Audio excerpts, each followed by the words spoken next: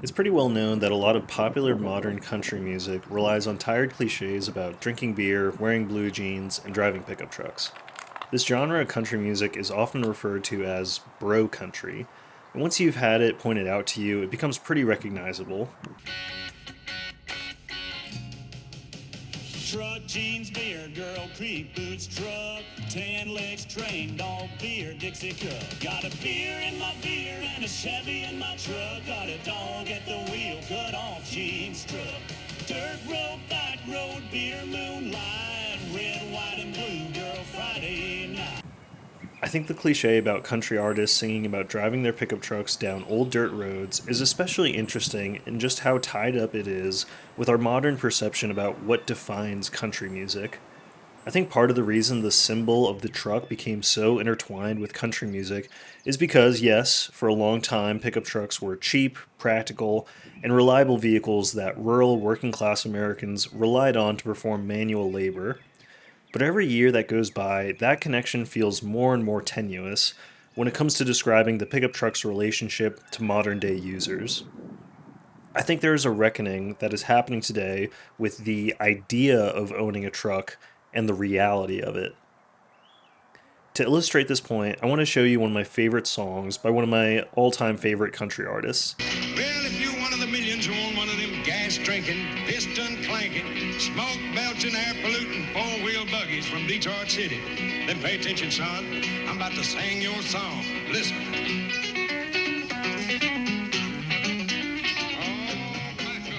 This is Lord Mr. Ford, a humorous song from the year 1973 that was written by Dina K. Rose and performed by Jerry Reed.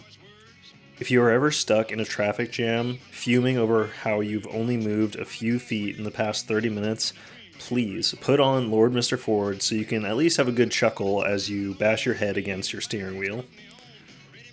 This is one of my favorite country songs because I feel like it captures many of the downsides of car and truck culture and our dependency on the automobile so perfectly and so succinctly in the lyrics written by Rose and performed fantastically by Reed. Quick aside, for the rest of the video, I may use truck and car interchangeably. It's not that I don't know the difference between the two, I do so because in our modern era, it seems like most automakers in the US only produce trucks and SUVs. We have companies like Ford that no longer make or sell sedans in the US, and statistics show that 80% of new vehicles sold in the US are considered light trucks. It amazes me how ahead of its time this song is in recognizing the downsides of cars and trucks, and I'd love to go through some of the lyrics to show this. The song is about a man who has grown tired and frustrated about all the negative aspects that come along with the automobile. The man says, "Well, I have a car that's mine alone, that me and the finance company own, a ready made pile of manufactured grief." Most cars and trucks today are not owned outright by the person paying for it. Most people are not paying in cash close to $50,000 for a brand new car. They go to a dealership and work out a deal to finance the car by getting a loan with heavy interest. I'm sure this was also the case in the 1970s when the song was written, but even more so today, there's an epidemic of people paying insane amounts of money every month to pay for their cars. And trucks are often the worst offenders. Over the past few years, truck prices have not only been climbing, but automakers are also offering fewer and fewer models geared towards entry level truck owners. The number of new vehicle models priced under $25,000 dropped from 36 in 2017 to just 10 5 years later. The American pickup truck is becoming more of a status symbol for the wealthy and less of a working man's utility vehicle. This song touches on so many of the negative aspects of car culture. It really is such a stark opposition to all the pro truck country songs of the 2010s and 2020s. Beyond the financial cost of car ownership, the song also speaks about the environmental cost too, with the man longing for the good old days without the carbon monoxide haze hanging over the roar of the interstate. Pollution was affecting every city in America, and the most affected was Los Angeles. In about 20 years, Los Angeles had gone from this to this. I can recall as being a student on USC's campus in 1955, the air pollution was so thick you could almost cut it with a knife. In just one line, Jerry Reed points out the harms that cars have done to everyone even those who do not drive. Not only do cars produce harmful greenhouse gases that are slowly turning us all into panting dogs and the hot car that is the Earth, but we also have to deal with the more immediate hazard that car tailpipe emissions have on human health. In the book Life After Cars by Sarah Goodyear and Doug Gordon, the authors write about how air pollution created by cars have been definitively linked by researchers to asthma, premature births, cognitive delays in children, and cardiovascular disease. They also note that scientists in California looking at plastic particles in ocean water believe that tire dust and fragments probably are the largest source of this pollution.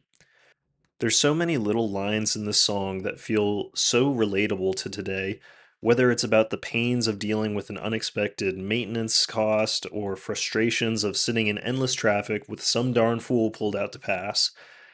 There's a couple of lines that actually haven't aged well, and that's when Jerry Reed sings about his exact math for how much his car cost him in total.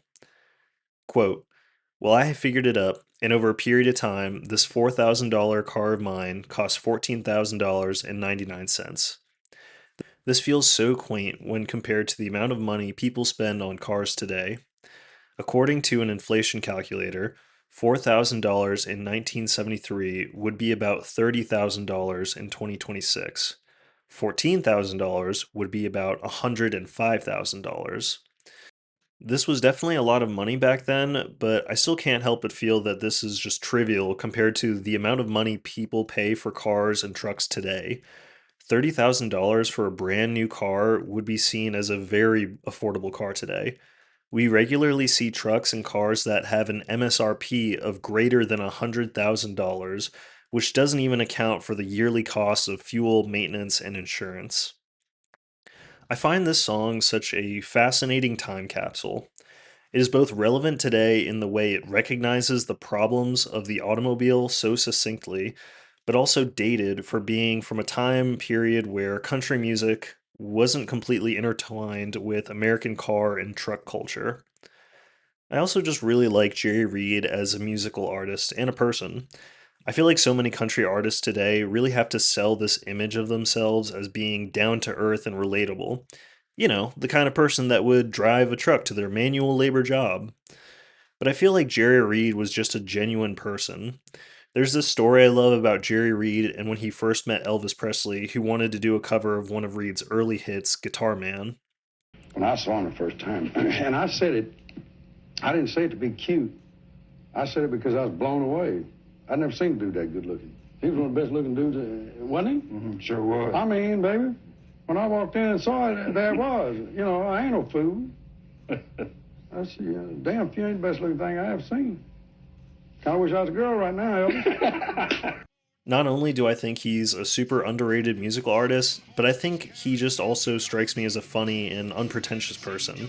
He uses humor in a lot of his songs, and I think he does so perfectly in Lord Mr. Ford to call out how ridiculous car culture really can be sometimes. See